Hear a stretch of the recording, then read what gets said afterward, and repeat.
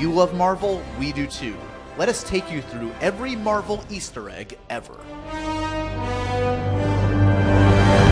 Here's every Easter egg in Iron Man. Fans of the comics will recognize this as the symbol of the Ten Rings, the Mandarin's evil group. Listen closely and you'll hear a jazzy arrangement of the 1966 Iron Man cartoon theme. Tony Stark makes you feel he's a cool exec with a heart of steel. Christine appeared in Iron Man Volume 3, number 75. There's that cartoon theme again. We met once, you know, at a technical conference in Bern. Which we got to see in Iron Man 3. This is the closest movie villain Raza gets to his comic book look. The piano piece is by Salieri, who was famously jealous of having to play second fiddle to genius Mozart, and who might have orchestrated Mozart's death. Clearly, Obadiah relates. Look great, Hef. Stan Lee as Hugh Hefner for his first Marvel cameo. By now, you should recognize that ringtone music. This pilot's call sign is Whiplash, the name of Iron Man's nemesis, played by Mickey Rourke in Iron Man 2.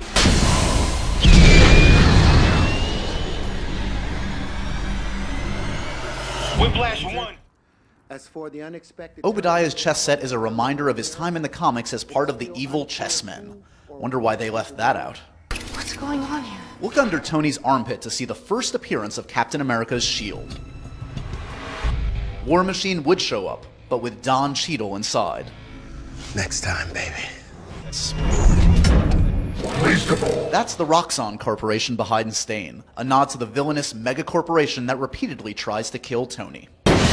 That billboard in the background, probably the only film appearance of Dragon Baddie Fin Fang Foom. Here's every Easter egg in The Incredible Hulk. The S.H.I.E.L.D. documents in the titles allude to Ang Lee's 2003 Hulk. Rick Jones, seen briefly in the documents, is Hulk's best friend from the comics, though he doesn't show up in the movie. The first of a few nods to the Incredible Hulk TV show is this TV clip featuring Bill Bixby, who played David Banner. Sodas? Guess it had a little more kick than Stan Lee's second cameo as a man who drinks Hulk's blood. Delicious. Composer Craig Armstrong uses the famous Lonely Man theme from the TV show for this scene, though you might know it better from the Family Guy parody. Play that sad walking away song from The Incredible Hulk. Hey, everyone, look at me. Stan Lee's. Get it? Take care, kids. The owner is Paul Soles, who voiced Banner in the Hulk cartoon. Hey pal, I got a delivery on 5. That hulking security guard is actually the Hulk himself, Lou Ferrigno. Ross opens the original Super Soldier Serum, which bears the name of both Stark Industries and Dr. Reinstein, played by Stanley Tucci in Captain America. Yeah, he's a head shrink. Betty's new beau is Doc Samson, another Marvel hero played by Ty Burrell. Purple pants, the only choice for people with anger issues. Watch for this report in Iron Man 2 to get a sense of Marvel movie chronology. It was so big, it was like this. Those two students are from the comics. Jack McGee is a reporter, while Jim Wilson is an orphaned friend of Hulk. Even though the origin story for the leader was very obviously set up here, Marvel seems to have abandoned it. David B is the final TV show nod, where the Hulk's alter ego was David Banner, not Bruce. You know, I hate to say I told you so, General, but that Super Soldier program was put on ice for a reason. On ice. You know, like how Captain America probably froze to death? Here's every Easter egg in Iron Man 2. Everything is achievable through technology. Better living. Robust health. Howard Stark is based pretty heavily on Walt Disney, as you can see from this old film reel. This is not Santa's workshop. Hey, the Oracle of Oracle. Oracle will become a freelance superhero company. First Hef, now Larry King in Stanley's third Marvel cameo. Into the existing chain of command, I'm not a Senator. joiner, but I'll consider Secretary of Defense. If you Tony was Secretary of Defense for a while in the comics, so this isn't that far-fetched. Contrary to your belief, you are not the center of my universe. Yeah, I get I it. have bigger problems than you in the Southwest region to Where deal with. Thor's hammer is. Under that paper is an old Captain America comic foreshadowing Howard Stark's relationship with the hero. Howard's drawing of the cosmic cube, or tesseract, which he gains control of during Captain America. What's this doing here? A slightly more obvious Captain America reference here. Director Fury wants me in New Mexico. See you in Thor, Coulson. Let's get this away from the expo. Among the product placement are two fake companies, Oracle and Circuits Maximus, a startup that Tony joins in the comics. Oracle's already doing some neat stuff, huh? There's that Hulk news report on the top right showing that most of Iron Man 2 took place before the Incredible Hulk. The map in the background shows the location of future Avengers. Here's every Easter egg in Thor. Odin's ravens Hugin and Munnin with their first of 3 appearances in the Marvel movies. Odin's trophy room is a treasure trove of eggs. It's got the Orb of Agamotto, the Tablet of Life and Time, the Eternal Flame, and the Warlock's Eye. But the most important is the Infinity Gauntlet. That's J. Michael Straczynski, writer of the Thor storyline that influenced the movie. The town's name means Old Bridge in English, possibly a nod to its role as the earthly end of Asgard's Rainbow Bridge. The billboard reads Journey into Mystery, which was the title of the comic where Thor made his first appearance. I'll give you 3 guesses who the driver of the pickup is. Did it work? What is this? Oh. Donald Blake was Thor's human alias in the comics, one he does actually adopt later in the movie. I knew the scientist, the pioneer in gamma radiation. S.H.I.E.L.D. showed up. From what we know of gamma radiation and S.H.I.E.L.D., that can only be Bruce Banner. Barton, talk to me. Here's the first appearance of Barton, aka Hawkeye. Here's every Easter egg in Captain America, the First Avenger. Welcome to the Modern Marvels Pavilion. That funny suit in the display case is actually the original design for the Human Torch. What's your name, soldier? Gilmore Hodge. Hodge also fought alongside Cap in the comics. Are you ready, Dr. Zola? This shot is a nod to Zola's enormous head in the comics. It's the most delicate calibration. Ladies and gentlemen, what if I told you that in just a few short years, your automobile won't even have to touch the ground at all? Stark's tech would eventually work, helping the Avengers ship hover, among other things. With Stark gravitic reversion technology, you'll be able to do just that. If this punch looks familiar, it's because it's a recreation of the first ever Captain America cover, where Cap does indeed punch out Hitler. Stan Lee cameo number 5, for those counting at home.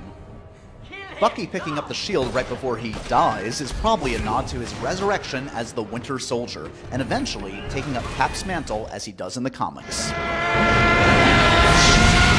Not just a Raiders of the Lost Ark homage, here we also see realms familiar from our time in Asgard.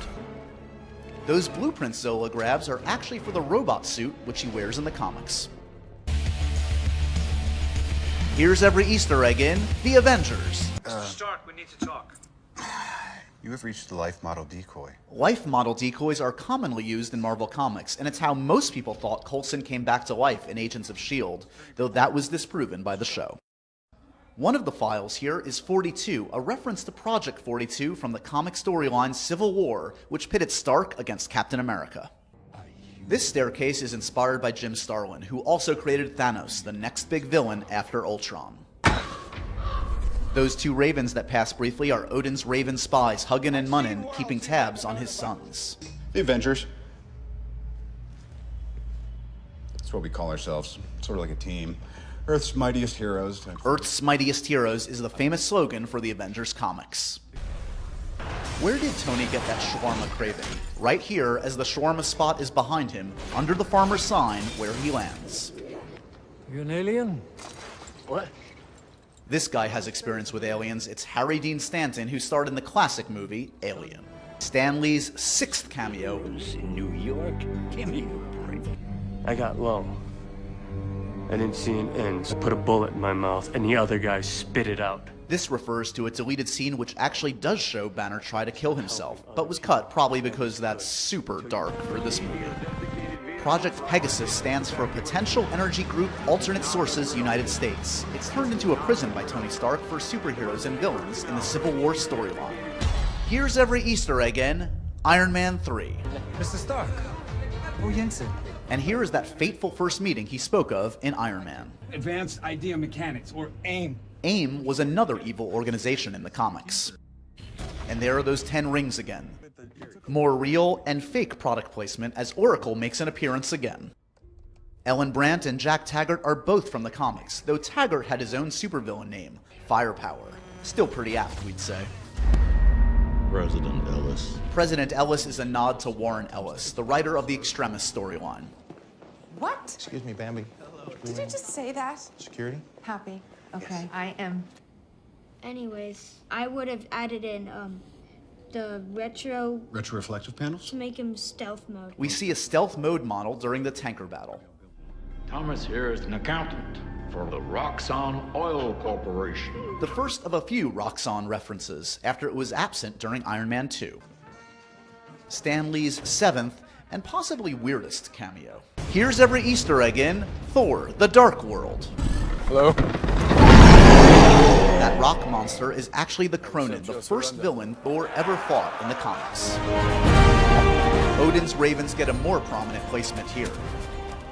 The billboard asks, "Is your journey really necessary?" A sly nod to the Journey into Mystery billboard from the first movie. While the other relics often appear as stones. Those stones are the Infinity Stones, which Thanos will eventually use to get the Infinity Gauntlet.